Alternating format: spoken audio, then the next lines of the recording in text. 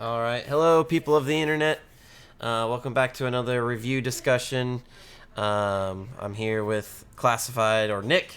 Um, you know me, Caleb, Dandelion, whatever you want to call me. But we are talking about World's End Club from Izanagi Games. Came out in May, at the end of May. Both of us were immediately intrigued by this game when it got announced as part of the February Nintendo Direct. You, Nick, because you played the Danganronpa series and it's from the same studios. Me, Well, same because corrector, same but not the same corrector. studio. Yeah. And then me because I knew you told me that it was from the creator of Danganronpa, but I just liked all the colorful colors and the premise of kids being trapped into a game of fate was intriguing, but it ended up being so much more than that. Um, for those that haven't looked at this game or maybe that are looking at it and wanting to know some opinions on it, that's why we are here. Both of us actually have very different opinions of the game, unlike our Persona 5 Strikers review where we just gushed for an hour and 45 minutes.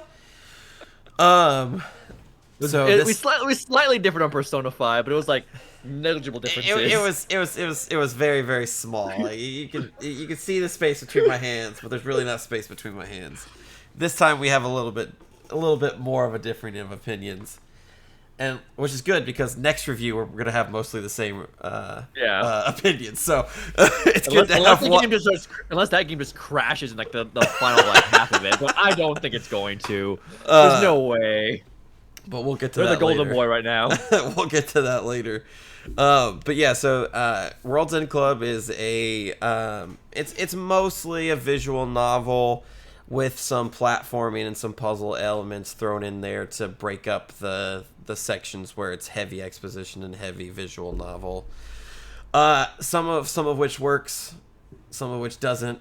All of it doesn't work for Nick. Nope. But we'll get into that. So basically, the premise is you're playing as 12 kids who get roped into something bigger than what they are, and then twists and turns abound, and they have to save the entire universe from an AI that wants control. If you remember our Persona 5 Strikers review, a lot of It's this will literally sound very similar. it. I mean, we'll get to spoilers in a second, but I mean, there's no point in that. It's literally the exact same plot. Yes. Just An AA Persona wants 5. to take control because they think that humanity wants to be controlled, so on and so forth. But let's talk about the gameplay. Like I said, most of it is a visual novel. So I think those moments are where it's at its strongest because the gameplay is atrocious. Oh, absolutely. I mean that I have my issues with the story, but the game was not Q-Date. That you cannot convince me it was. Yeah. And what Nick is saying is that it wasn't play tested because the gameplay has lots of problems. I mean, what part do you want to tackle first, bud? I mean, do you just want me Let's to just let talk you about. freestyle rant, or do you want to take it itemized? I mean, we'll get to start with I mean, let's start with the hitboxes. Yes. I mean, they're borked. There are so many times because I streamed the entire game. You played on your own, Yes. but in your experience, you had you said the same thing happened to you, and there's video evidence with mine. Yes. Things did not hit me, Yes. and yet I died. And I was playing on normal, which apparently is one hit kill. What it didn't tell you that. It doesn't tell you maybe, apparently, maybe easy is has health, but so not going to normal, which you expect to be normal, getting one hit killed and not be your fault is Yes. aggravating. Because Plus the control. Because the reason why the hitboxes matter is because this is a puzzle game that has. Because the gameplay, again, is a kind of a puzzle platformer, but it has boss fights. It has boss fights every single level in the game. Because there's two types of levels. There's the act levels, which are the puzzle platforming, and then there's the just story levels, which is just the visual novel parts. And every single act level ends with a boss fight. And lots of those bosses throw shit and the puzzle, the hitboxes are just completely out of whack. Things that you would expect that are clearly flying over your character's head will register a hit, and then you will die, and it's a one-hit kill. So you're right back to it. And in my opinion, I mean, the bosses didn't have clear attack patterns. I mean, they kind of did. I mean, after you died, 4 or 5 times, you're like, okay, and I'm seeing the pattern. But I would expect that type of gameplay mechanic in a game like Dark Souls, which going into it, I mean, at this point, everyone knows Dark Souls is, I'm going to get my teeth kicked in. Nothing about World's End Club screams, I'm here to have a bad time. Yes, I'm here to watch some cute anime kids solve mysteries, essentially. It's kind of what it was pitched as. So, yeah, the hitboxes just leading to consistent deaths. And it wouldn't be such an aggravating thing if it wasn't one-hit kill. But it is one-hit kill. So... On top of the controls also being unresponsive and floaty. Yeah, there is a consistent bug that has yet to be patched out where sometimes after dying you'll respawn and not have any control over your character. And it's so frustrating. First off, I thought something was wrong with my Joy-Cons and I had a panic attack, but then it wasn't. Like the boss fight against Penelope at the very end, I died so many times as I was so confident prior to saying that I know all the kids' names. The theater girl. Jenu? Jenu. I knew it started with That's like the one Jen. character of the group I liked. She was one of the characters I liked the least. But her ability is fun because it's an anti-grav basically. But yeah, I had so many deaths on that part of the boss fight because I would be able to move when I respawned, but the second I went on the ceiling, I couldn't move. It would not let me move. Glitch, I believe you. I didn't have that glitch, but I believe that's something that would happen. Yeah, the controls, though, unresponsive. Everything has a delay. Jumps, abilities, moving, everything has a delay. And so, granted, none of the platforming sections are life or death for the most part. Most levels have you using your ability, the kid's abilities. But when those abilities don't proc right, you're gonna get killed. Yeah, it's a good segue too, because we brought up Jenu. I mean, I think of all the abilities, Jenu's ability lends itself to being the best used for a platforming thing. Yes. And it's an okay level, and that's the best level, honestly, I could say in the game, in my opinion. Yes. And yeah. other levels are inspired. Yes. Yes, I would agree with that. The most of the levels were very, very cut and paste, boring levels. The only other level that I think I liked in terms of design was the cave level with Aniki, Raicho, and Pai, just because it was a different environment than a city in Japan. Yeah, I still don't like that level just because his abilities were always being wonky on me. Yeah. Especially considering his ability was one of those abilities like you activate it and it has a meter going down. But there's a lot of puzzles with him, like you have to push things around. But if that ability is active, you can't push things. Yeah, you have to hit it. Yeah, you have to hit it, which gets things kind of wonky already, and you can't turn the ability off. You have to let it cool the way down. Yeah. There was a lot of just design elements that were faulty throughout the game regarding the gameplay. Like I think the only thing that didn't have a delay was Kansai's bat ability, and you only get to use it in its level, and then at the end of the boss fight with Penelope, and then it's gone. Like the final push level, yeah, the final it's the fun thing. But yeah, no, his ability was the most responsive in the game. Yeah, by far. Yeah, and all it was a bat swing. So impressive, excellent, fantastic. Yeah, so that hurt your perception of the game. It definitely hurt my perception of the game when those things didn't work right. And again, one hit kill. Your restart. This is the game that I've died the most in recent memory. Like within the last year, this is the game that I died the most in. Oh yeah, just because the hitboxes were wonky, and sometimes you land wrong, but you really shouldn't have landed wrong. But most just the time it being unresponsive and hitboxes being wonky. Oh, hitboxes. Few games get them right, but this game got it really wrong. I was putting it lightly, but yeah. Yeah. I mean, so gameplay bad. That means that it has to rely on the story to pull through. So this is where we get to kind of spoiler territory. If you want to go into the game blind, recommend maybe skipping a little bit towards the end, or just. Do you want to give our like ratings right now since we're going into spoilers? Yeah. We can give our overall ratings and then explain why the story affects it. I mean, I guess I'll go first since yours is the more shocking. This game is a solid 5 out of 10 for me. I think the gameplay has a lot of problems, but the gameplay obviously wasn't the focus. So it's not that it's negligible. You should always have a game that plays well, but or just functions well.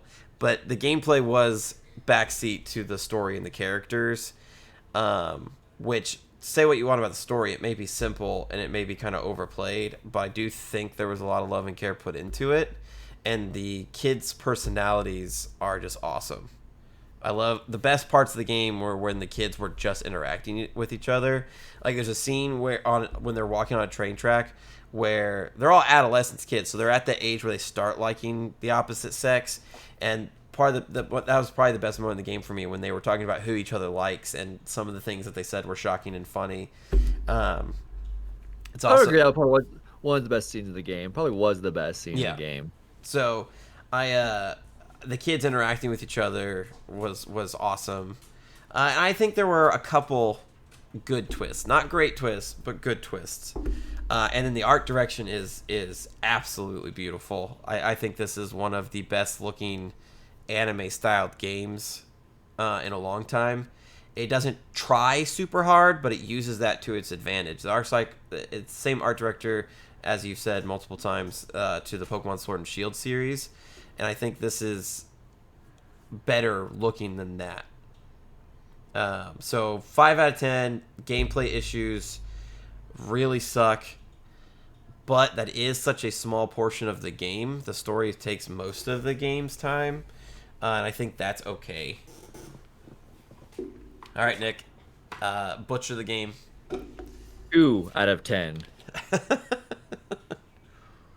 They're okay with like the moment you mentioned the story, when they're kind of talking to each other. That was the best when they were kind of interacting with each other, just them growing up. The rest, it is mostly a visual novel, but I've played better visual novels that have at least Ace Attorney Danganronpa. There's more interaction with the visual novel aspect of it. This is I'm just watching a movie. I felt at this point like there was choice making, but in the end your choices didn't matter. Yeah. And then on top of that, the plot I thought was bad. Like, kind of earlier described it. I mean, it is literally verbatim Persona 5 Strikers plot. And I already played a game this year, and I played it way better. So I did not think anything was. And there are other things we'll get into spoilers, but there are other plot points I just thought were big missteps. I don't see. The only thing redeemable is that moment when the kids are interacting with each other in the art direction. I don't think it's the best looking anime game I've seen. I don't know if we agree with that, but it is up there. Yeah. Well, I guess we'll get into spoiler territories then. Discuss what we liked and what we didn't like about the story. This part's not going to take as long as Persona 5 Strikers, so. Oh no, I don't want to take us over Persona 5 Strikers. I at least love and want to say something about this. Yes. After this review, this game is bye-bye forever. Well, your copy of the game's already bye-bye forever. Yeah, I brought it back to you. I'm like, nope, done. Mine's on my shelf. I'm not gonna trade it in. And he can vouch. I don't trade games in. No, he doesn't. He doesn't trade games in. He has a very extensive collection. So when he trades in a game, it's because he really doesn't. It's because it's a stain on his collection. I still have Last of Us Part 2, but that's because I have the collector's edition with that. I just want a return on investment. But at this point, the game's a year old. I ain't get a return on that thing. Well, you might for the collector's edition. Yeah. Someone wants a statue. I think I might know a person who might want it.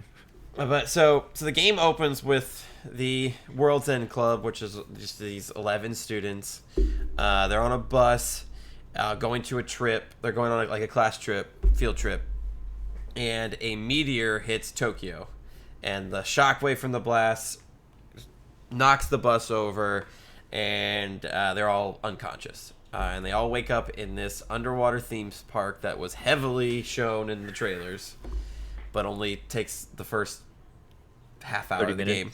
Yeah. And it's actually, that was the demo of it too. Yeah. Like the demo only went to that part of the game. Yep. So I think they really wanted to play off the Danganronpa thing. Oh, they did, and that's what they got me. Yeah. And yeah, No. it's only like this much of the game. But so everybody wakes up, and Penelope, this game's Monokuma, comes and says, "Yeah, you guys are playing a game of Fate. You have wristbands on that have someone else's tasks, so you have to find your own task, and the first one that completes their task gets a key that they can use to get out." So all the kids go crazy and betray their friendships.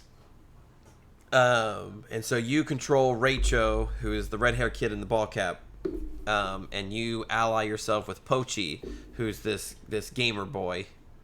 He's always playing this game console, and he's very, very quiet and just kind of reserved. And so you go through, you accidentally lead to the disqualification of every single person, basically, and you kind of sort of win the game of Fate as Raicho. Everybody else gets accidentally eliminated.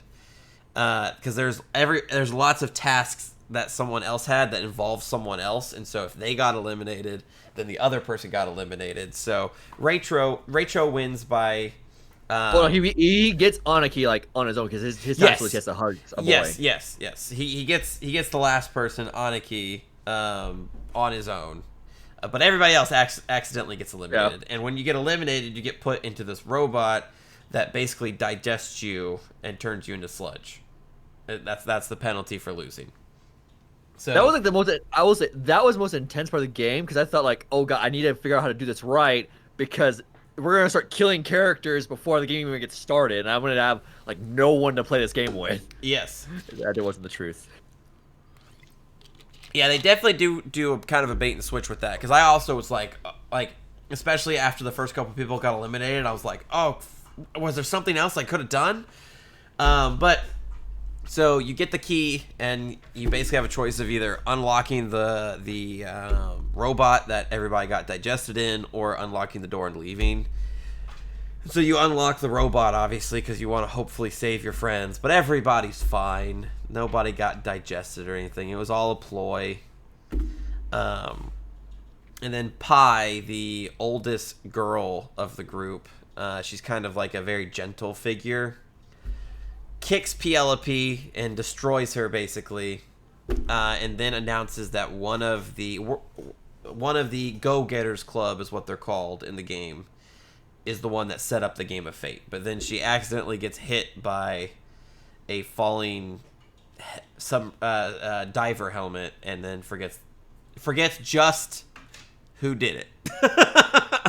Nothing else. Convenient. Just who did it. Many things in this game that are just like, that's really convenient. Yes. And so the Go-Getters Club leaves the underground water park, amusement park, I should say, and goes out into the world and sees that pretty much everybody's gone. Everybody's gone. They can't find anybody. So they go from town to town, basically looking for people. They discover mutated animals and plants along the way, kind of teasing that there has been some kind of cataclysmic event. And so they keep going on, at some point splitting off to see if they can find people in other towns. You get the choice to go which town you want to do in that moment, but we'll circle back to why I think how they screwed that part up. Yes. So you there's multiple points where you can choose a deviation and pass, and you basically follow a different half of the kids, basically. So the first deviation, you go to Fukuoka. I'm pretty sure that's what it is. And after Fukuoka, after not finding anybody, you're traveling east towards Tokyo, where all the kids are from, because they started in Tokyo, but then the amusement park was all the way on the southeastern end of Japan, so like 2 islands away from the main island where Tokyo is. So you're continuing east, and that particular group finds a girl that falls from the sky, and she doesn't remember her name or anything about her. Again, so they name her Yuki after the white snow because they were in the mountains. And so Yuki, with that part of the group, reunite with the rest of the group, and they continue on to going through towns and towns. All the while, when something traumatic happens, they each discover that they have a superpower of some kind, and those superpowers are what's used in the platforming sections. If it seems like I'm skimming over a lot, it's because I am, because We don't really, want to take it. there's really no story beats in between these sections. There's lots of the kids interacting with each other, getting in arguments, being kids, but there's not a whole lot of story content through this area. There is one piece of story content I think is critical. It's there's one point. This I think it's the third split. Where it's you can go to Kyoto or Osaka. Well, we haven't got to the brainwash people yet. I figured we'll hit there first before we talk about that. Oh yeah, them. I Yeah, mean, so- are they? I felt like they weren't plot relevant at the end of the day. I mean, they spout some exposition to the kids, so it's kind of important. True. Yeah. Yeah. So after a little while, they stumble across this community of people. So not all people are extinct, and this group of people is kind of culty, and they worship this god known as Mike, Maik, Mike. And basically, the leader of this cult community, whatever you want to call it, his name's the Master, and he tells the kids that there was a giant war that broke out. Everybody died except for them because they discovered Mike prior to all of this, and Mike told them to leave society and shelter here. And so they did, and they survived the war. Nobody else lived. Don't bother going out to finding anybody else because nobody lived. So just stay here, be safe. Is basically what the Master tells the kids. Now that you bring that up, I mean, we can circle back to once the full plot's revealed, but that leaves I just put another plot hole regarding the cult, but we can move forward. Yeah. And so half the kids think that the cult's creepy and want to leave. Half the kids say that this is the only people that they found, so they should stay.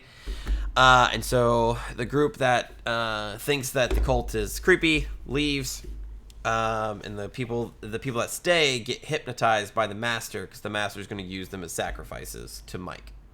And so the kids that left go and rescue the kids that got hypnotized, and they basically defeat the Master and leave. Basically getting away and not being sacrificed. So after that, it's revealed that one of the members of the Go-Getters Club, her name's Vanilla, the girl that's right here, the girl that's on the cover, who really honestly doesn't deserve to be on the cover. I couldn't stand her. I liked her quite a bit. I thought she had some good moments, but again, this is where we disagree. Anyways, it's revealed that even though Vanilla has been in the story and part of the group the entire game, she's actually dead. She died a year and a half prior to the game's events in an accident, and is a ghost that only Raicho, Pochi, and Pai can see. How did you feel about that moment? I thought that it was an interesting twist because I didn't see it really coming. And after it was revealed, I was like, oh my god, nobody ever responds to what she says. Okay, I thought the choice was interesting. So I thought it was turning, but then later in the game, it falls flat in its face. Yes. I feel. Yes. But there are some issues with the. Well, okay, everyone's disbelief that these three people can see Vanilla, which again I get the disbelief aspect of too. But like some of them are trying to like justify it, like, well, maybe Pochi, Pai, and Rachel just really miss her, but Rachel never met her. Yes. So no, and nobody points out that fact. Everyone just accepts, oh, it's just grief. They're missing her, and like, okay, this is a blatant fact. No one's wants to acknowledge. Yes. But again, I thought that was a pretty interesting twist because I didn't see it coming. I didn't see it coming. I didn't. Yeah, I didn't either. And like looking back, especially like replaying some of the parts that you have to replay later on, like nobody actually responds to what Vanilla says. But it's written in such a way that kind of makes it sound like a response, but it actually isn't a response. Yeah. So it was clever on to some degree. It's also revealed at this point that Vanilla was the one that set up the Game of Fate. Which this twist did not land as gracefully for me. And continues to not land gracefully. So she's a ghost, and can interact with stuff, but only certain things. How would you program all of this to happen?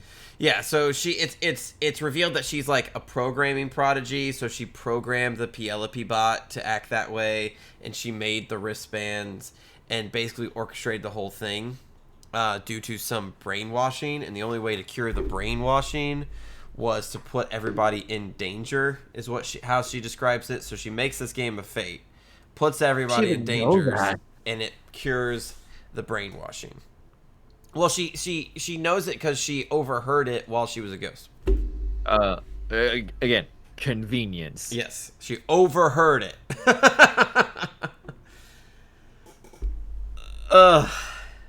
So it's at this point where the game really does kind of start to fall apart. Because they just try to, they reveal information and then just try to explain it away by, oh, they knew, or they overheard it, or this is what happened. So after that, they get on a train and right? No, it's the Kyoto. Osaka. Yeah, you take over this part then. So the Kyoto Osaka split, I have issues with it just because I went to Osaka because I thought, okay, we need to prove Vanilla, I also went to Osaka first. Yeah, because the game's urgency, how the story beat's going, makes you feel like, yeah, we want to prove Vanilla exists.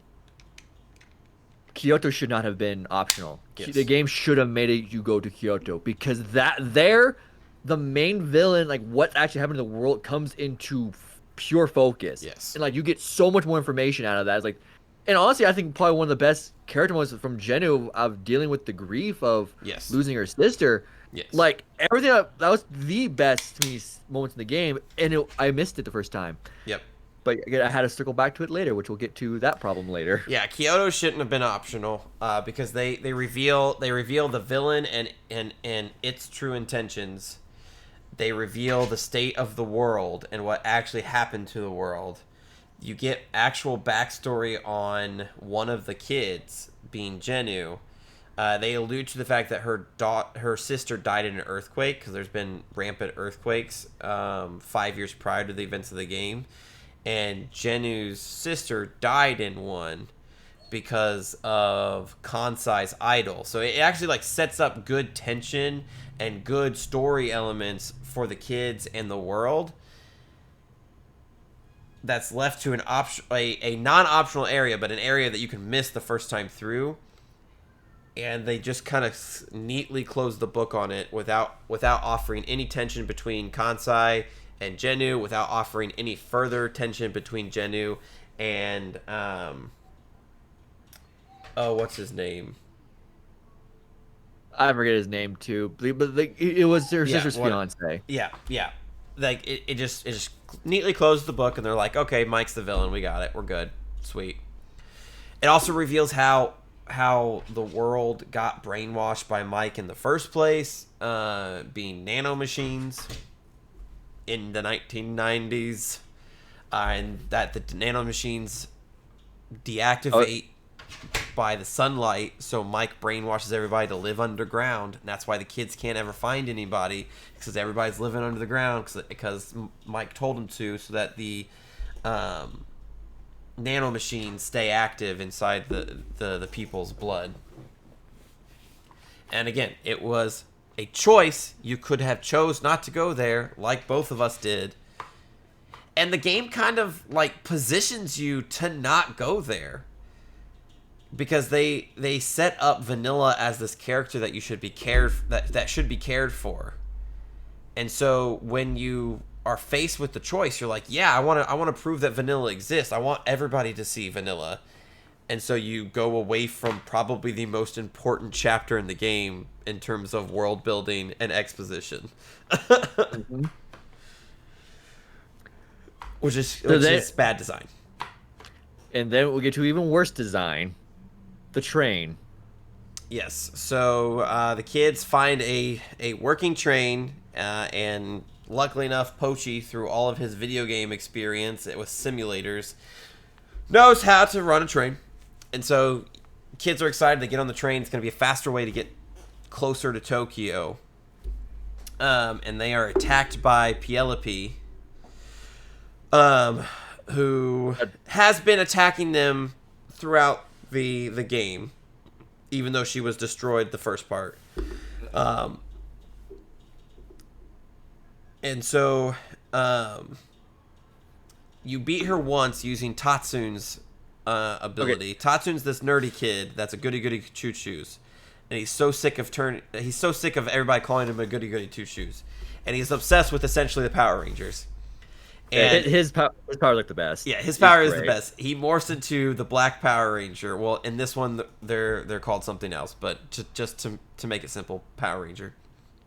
And he becomes an edgy anti-hero, which is the opposite of what his personality is. So he calls Chuko, who's this little girl, like fat and ugly, and he calls other people dumb. Like, he's completely opposite, and it's one of the best moments in the entire game. Anytime he morphs for the story, it's gonna be if only actually using his power was responsive, but like the actual like just story way of how he acted was great. Yes. So you beat Penelope back once. Tatsun gets tired. Penelope attacks again, and then the game does its stupidest stunt yet. It gives you a choice again of jumping into the car with Aniki, who is the eldest of the group and Vanilla's older brother. He stays back to try to beat back Penelope. So it gives you the choice of either jumping in the car with him, because he separates the trains, to help him, or by hit the emergency stop button on the train to make sure to basically collide the trains, and hopefully Penelope goes flying. All is well. I don't know about you, but I went to the stop the train one first, and I couldn't hit. Yeah. Or no, the game makes you. The game makes you. The game makes you. Yeah, it will start on that choice, but it blocks it out. Like, I kept being like, okay, why can't I do this? Okay, that's odd. Why can't I make this choice? I made the choice. Then the only choice it makes you make is hopping into the other train, and you go through this whole path of other characters awakening. And then, I mean, I feel we can kind of skip over this part because nothing happens. You get into a helicopter. Yeah, the train crashes. You go a little bit further down the way by walking, and that's when the moment that we talked about previously, where they're talking about who likes each other, happens. Yeah. And then you find a helicopter. Pochi knows how to drive it because of his helicopter simulator experience. You fly to Tokyo. Mount Fuji erupts. And the eruption hits the helicopter. Everybody dies.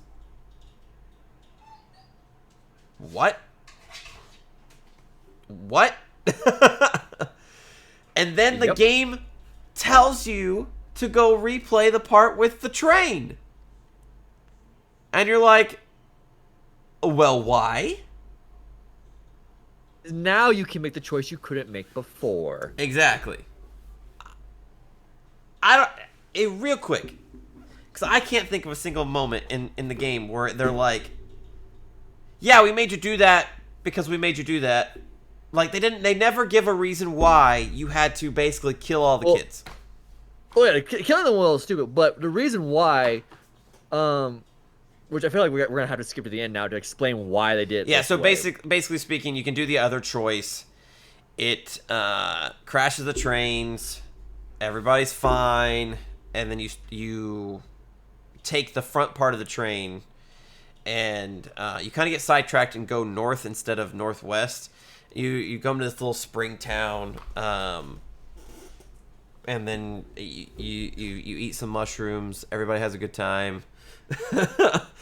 And then you go to Tokyo, where the They game starts They to learn conclude. Raicho. Yeah, they learn Raicho's a robot being controlled by Pochi. People get pissed at Pochi. Yep. Raicho gets destroyed by Mike's robots, and so everyone goes to Tokyo. Everyone's mad at Pochi for kind of arbitrary reasons. 'Cause they don't give him a chance to explain. But even when So they're mad at him because he worked for Mike. He was a spy Yeah. for Mike on the kids, and it's revealed at this point that Mike's nanomachines cause people to lose their emotions, and the Go-Getters Club is special because they still have their emotions somehow. And but they don't explain how that. They never explain why they were immune. Nope, they don't explain why. So they're all bundled in this classroom together, and Mike's very intrigued by them because he sees them as the future leaders of the controlled people, essentially.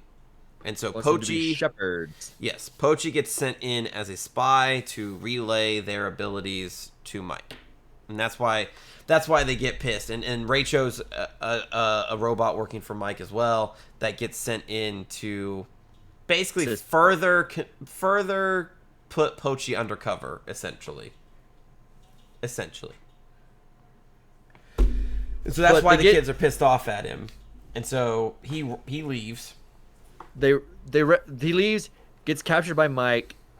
They save him because they realize he saved them. He's not actually a bad guy, which is kind of obvious. I felt like, yeah, okay, he was working for Mike, but you could tell by this point like he wasn't working for Mike anymore.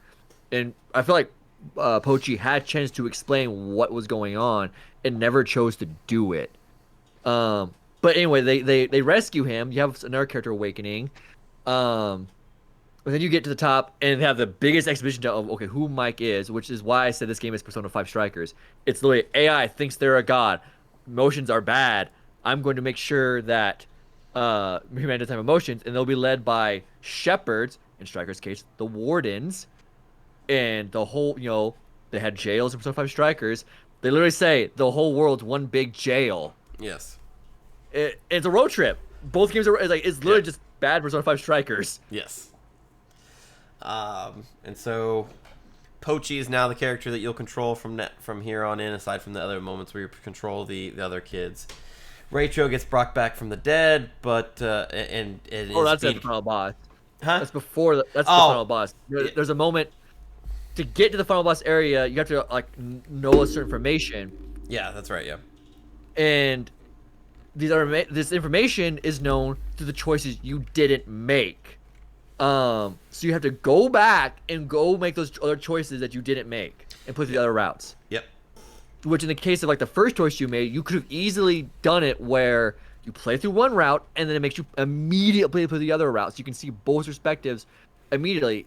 And that keeps the pace going. Whereas at this point, the pace has just come to a full screeching halt. Yes. Yeah, you have to go back and play through the other parts that you didn't play through because they have little bits of information to figure out where Mike is hiding, essentially, like where his facility is. And the reason why I didn't mind this so much because, luckily enough, I picked all of the uninteresting routes, and the routes that were not picked were more interesting. Like the Kyoto one, my eyes were glued to the screen the entire time. Because it was just so much exposition. But yeah, it shouldn't have been optional. Well, it shouldn't have been. It shouldn't have. It should have. It should have just been forced to go there no matter what. I mean, the easy solution to that would have been you go through Kyoto and then you go to Osaka. Yeah.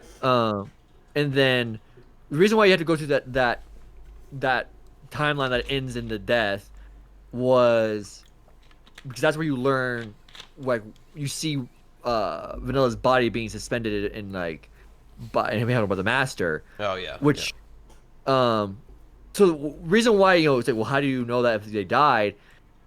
Apparently, Pochi can talk to other worlds yes, because he can talk to you who experience these timelines. Which he's a nexus being, I think is what they called, which is from Marvel Comics, by the way. Oh, well, Marvel needs to maybe follow Disney needs to hit the the DMCA, the DCMA hammer, but there's an easy solution to like it just the twist comes out of nowhere. It's just so weird. You could have easily just fit that moment of where they learned that information just back into the normal timeline. You didn't have to do all this, different world, different dimension stuff. Because again, it's never, besides the fact that you need to know this information to get to know Mike's location, it doesn't have any relevance in the plot whatsoever. Yeah, it gets pretty meta because the other worlder that Pochi can talk to is the player. And at multiple points, Pochi asks the player to help him defeat Mike. So essentially, you as the player are controlling Pochi, who is sentient, and his power is to be controlled by other worlders. And so you as the other worlder want to take down Mike as well and control Pochi in order to do so. Yeah, it was too meta. And then like the one where you gotta do the stay or leave. You could have folded that together somehow and made that choice not relevant. You there was ways to you should have streamline just this. followed the leave group, and then they tease something bad happens to the staying group, and then I mean, they should have just not made a choice, because the leave group figures out that the kids are going to be sacrificed by listening to cult members. So it was already narratively fine. You didn't have to do the boat shit and everything like that, but yeah, there was ways to streamline what was going on. Yeah. But yeah, so then you storm Mike's facility, you save Vanilla, who's in suspended animation there, and so you revive her. Ruins the ghost twist. Yeah, you revive her, which ruins the ghost twist, because now she's just alive, and it's revealed that her power is basically astral projection. Cool. Awesome. Yeah. Fantastic. So, and that doesn't explain then, if her power is astral projection, then why was it only those two that could see her? Yes. I don't know. Why did she feel like she had to get hit by the bus in order to save the rest of the kids? Like, that also doesn't make sense. That bus would have just ran her over and hit the other kids. So that was their excuse they gave. Like, if I didn't stop it, they would have killed all you. What was that doing? Exactly. Why wasn't the bus driver? You were convicted on the beach. You could see the bridge road in the background, and you were on the road. So there is no way that bus was heading towards them. Yeah. So you rescue Vanilla, and then you go to Mike's central mainframe, and a revived robot Rachel stops you. And starts using his power of super throws and starts throwing shit at you, but he's saved by the power of friendship. The ethereal, godlike power of friendship. All of the kids start singing, and Rachel kind of self-destructs and has a seizure and lays down. Granted, I was cracking at that point, because at that point I was like, I relate to Rachel at this point. Stop seeing my friendship. I'm just going to off myself to get rid of this. That is preferable. And then the final twist happens, and they reveal that Yuki is actually part of Mike. Which makes no sense. Yeah. That makes no sense. Yeah, it's revealed that Mike is made up of 3 personalities. Mike, Yuki, and Penelope. And so you defeat... Goodbye, Penelope, because she was antagonistic to Mike. Yes. Why did he need a personality that wasn't actually endearing to them? What was his goal? And they never explain that. They never explain that. The only reason they explain her wanting to separate from Mike is because she wants friends. They never explain why she exists. So now the mission is to defeat Mike, but also save Yuki, because it's revealed if they just turn Mike off, Yuki dies too. So the plan. I didn't care. I was like, okay, destroy Mike then. I'm gonna be done with the game. Yuki was very funny. I wanted Yuki to live, so she I bought funny. that. I was funny, but at that point in the game, because the pace has been so destroyed at that point, I just want to be done. I don't care. Yes. Bye. I cared a little bit more. The pace was awful, but I cared a little bit more. I still wanted Yuki to survive. So a plan is hatched by hacker extraordinaire Vanilla to patch Pochi in to take the fight to Mike. And he does, but then he's stopped by a firewall. And the firewall can only be destroyed by gathering 3 keys. So the rest of the kids go gather the 3 keys. You play as every kid one more time. in certain parts of the levels. You get the 3 keys. You send Pochi back in. You do the final boss fight, which literally is nothing except for running in circles and avoiding attacks and rapidly hitting Y on a computer so that Pochi can hack in and destroy a bird part to Mike's AI. What was that? How was that? Yeah, so when you go into the Mike AI, he becomes this like baby egg. It's an egg with like wings and like pterodactyl things. Yeah, and baby I hair? think they were just like going for JRPG boss and just like combined a bunch of crap together. And so every computer terminal that you hacked into, there's Reinhardt behind me. Oh, he's leaving. Every terminal that you hacked into, another bird part fell off him, and you're just like, okay, cool. And you're just running in circles, dodging attacks, clacking on a computer to kill the boss. And you kill the boss, and everybody comes out from under the ground, and all the kids live happily ever after. Aniki finally gets a haircut. My boy Mochan, who's this fat kid, gets cucked by Pochi 3 different times into oblivion. Because he likes this girl named Niora, who's this like smart rich kid. But Niora likes Pochi, and Niora kisses Pochi on 3 different occasions. And my boy Mochan gets cucked into oblivion every single time. His power, he turns to stone. And so he gets cucked so hard that he turns to stone 3 times. So Raicho's alive again, even though they clearly established that Raicho has no AI in him. He's just remotely controlled by Mike. There's nothing inside of him. Well, by Pochi. By Pochi. Well, at the end Raicho by Mike. But yes. At the end by Mike. But the Raicho that's back is the one controlled by Mike. Because it's the same, like all bandaged up and things like that. But he's alive and talking for the first time in the game and has a definable personality. All through the power of friendship gave him a soul. They each took a piece of their souls, melded it into one, and gave it to Raicho. Through the power of singing and friendship. Oh god, and the musical points. Oh, the first time, I was like, okay, this is kind of cute and funny. Well, that last point, I'm just like, please stop, please. I didn't mind the musical parts. I'm neither here nor there. I didn't particularly enjoy them, but it wasn't that big a deal to me.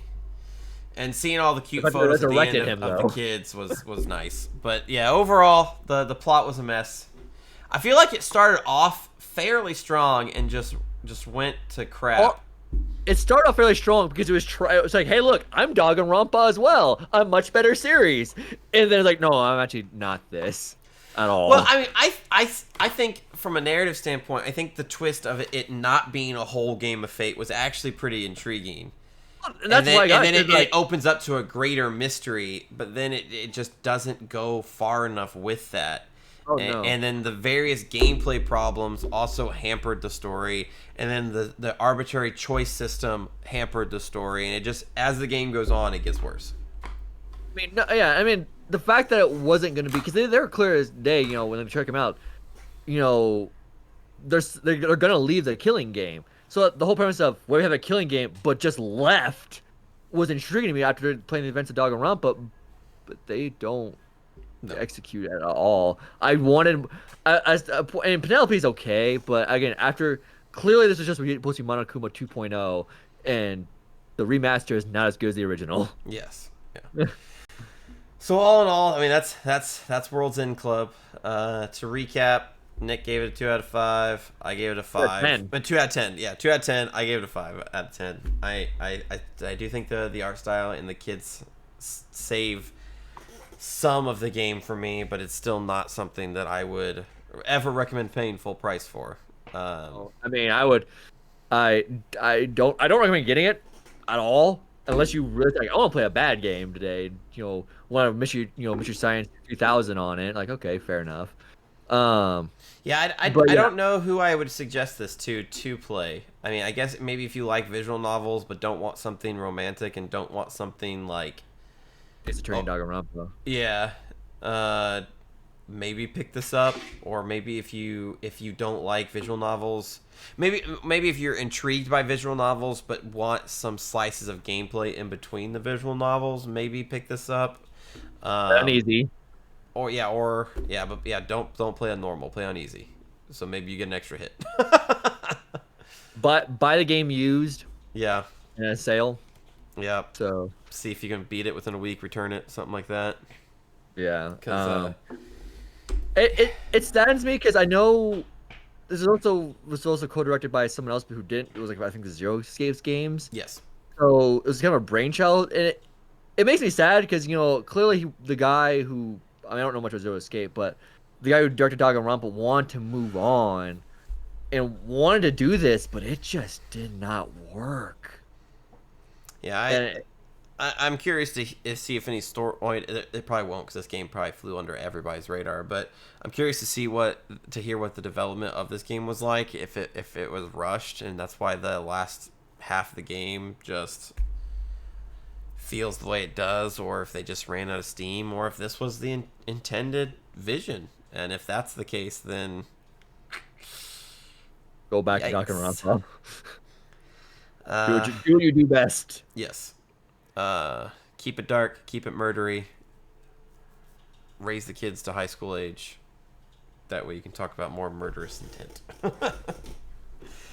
We'll Or have to do a ma- Danganronpa review once you actually play through the games. I mean, that's fine. We can do that.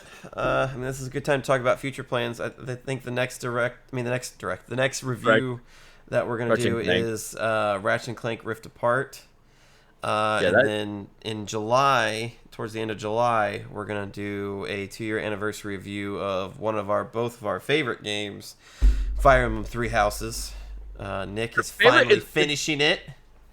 Okay, to be fair, the problem with Fire Emblem Three Houses is when we both love this game, but playing through that first half again is just so grueling. Save it It's for our great. review. Save it for our review.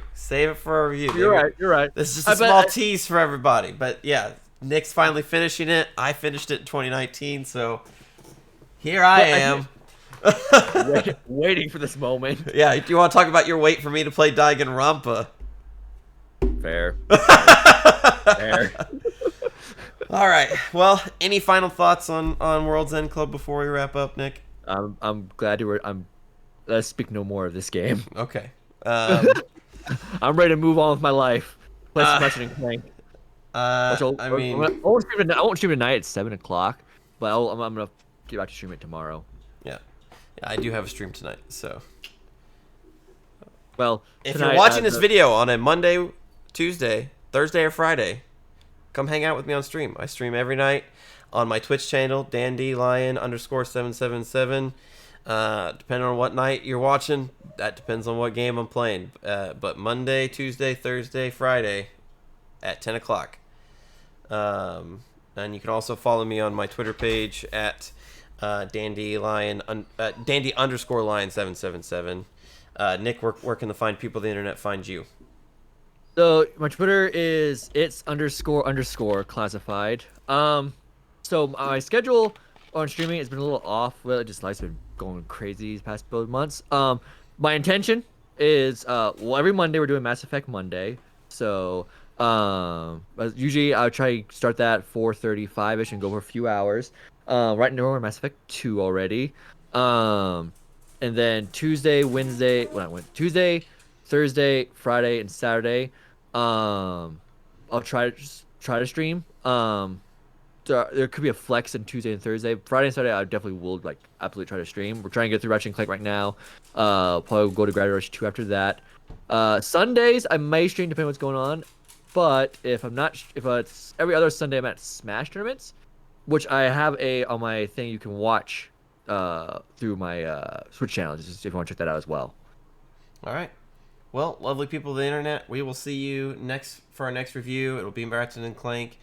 Unfortunately, won't be as interesting as this one because both of us pretty much have unanimously good opinions of it.